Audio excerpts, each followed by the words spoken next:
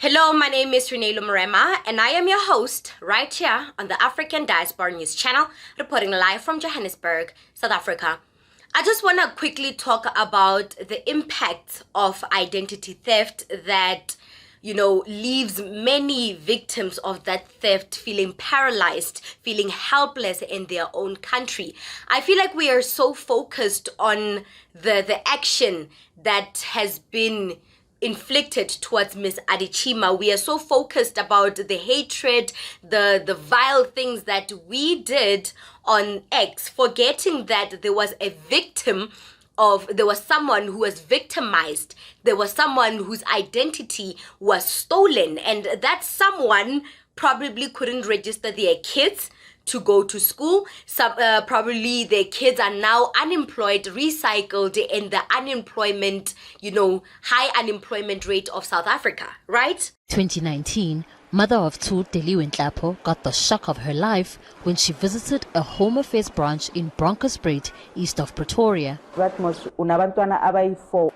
She asked where the additional two had come from and was shown this birth certificate belonging to Reneilwe Morema, born on the 25th of January 2015.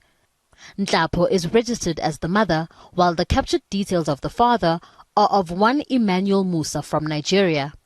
They also showed her this birth certificate belonging to Matipa Theo Chiviru, born on the 4th of February 2017. With this child too, Nhlapho is registered as the mother and Theophilus Chiviru from Zimbabwe, the father. Both these birth certificates are legitimate Home Affairs documents, making the children South African. Bewildered, she asked the Home Affairs officials how something like this could happen. So that maybe ngengalahli ID, maybe kunabantu bathathe ID yami bayenza ama certificate lawo. Since nabbed for the crime, a former Randfontein Home Affairs officials Charlotte Benz and Giorapeti Nimbili. Benz was initially arrested for allegedly registering Zimbabwean-born fake doctor Kingsley Chele as a 14-year-old South African child in 2020, using the details of a South African woman unconnected to Chele. Using his fake South African citizenship, Chele is alleged to have swindled at least 14 unsuspecting women of 1.3 million rand. We'll approach them through the Facebook, telling them that he's an orthopedic doctor. Then convince them to deposit money into his accounts, and after depositing those monies, then he will disappear. They are all due back in court in January next year. And what identity theft does to a person is that it dehumanizes you. It means your country does not know that you exist. Your country, according to your country, the statistics, they don't know you. You do not exist. You are not human. It can degrade you. It's a violation of a human right. Their child couldn't go to school, as I've mentioned earlier. Their child couldn't be offered government services. They were not privy of receiving government services. A lot of bad things probably befall them. There is so much dangerous effects for victims that are dealing with identity theft. The list goes on. There's so many things, but I just wanted to highlight the most vital ones: healthcare, school education system, receiving government grants or government services. You are not privy to receiving that, and life could be hell for you. And we seem to be forgetting about the victim, and we're so focused on the hate. Yes, the hate was uncalled for. I still stand with my statement, or with my sentiment, that I say what we did to Miss Adetshina on Twitter was uncalled for. She was an infant.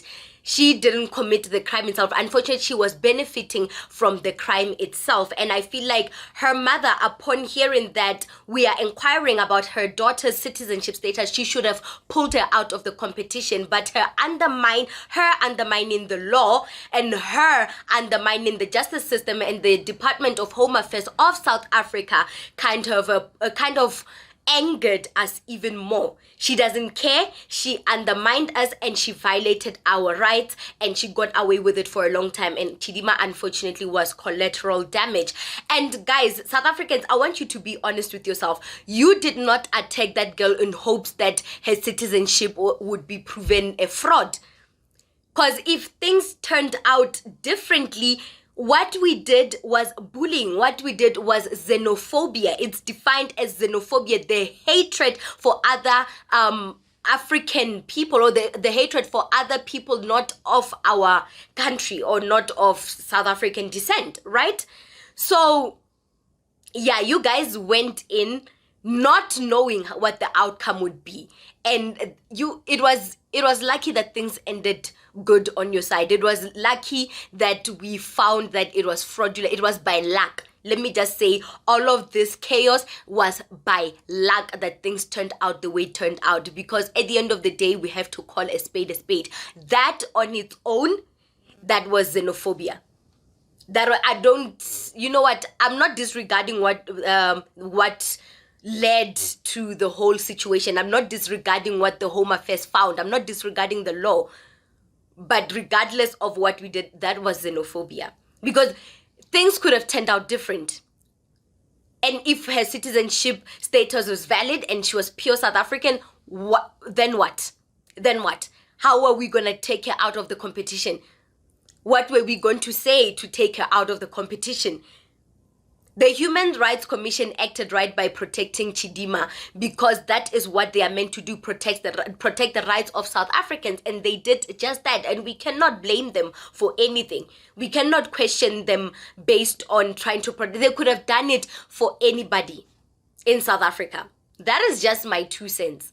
That is just why you were lucky that it ended the way it ended, because we know that going for the jugular of that girl on X, it was xenophobia, it was bullying.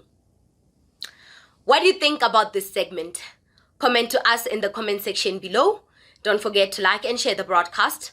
Subscribe to our YouTube channel. Hit that notification bell so you don't miss these groundbreaking conversations right here on the African Diaspora News channel. Introducing the African Diaspora News Channel app, your gateway to stories that's overlooked by the corporate mainstream media. And we serve as the voice to the global Black community. Here we got Dr. Candace Matthews. A lot of these documents, looking at. We are committed to informing and educating through the power of media. This country is supposed to be about the land of the free for all. It has not been free for Black people, and we are tired. With our platform, we're helping to end injustice by exposing it. Join us in standing for excellence in journalism and serving our community. Download the African Diaspora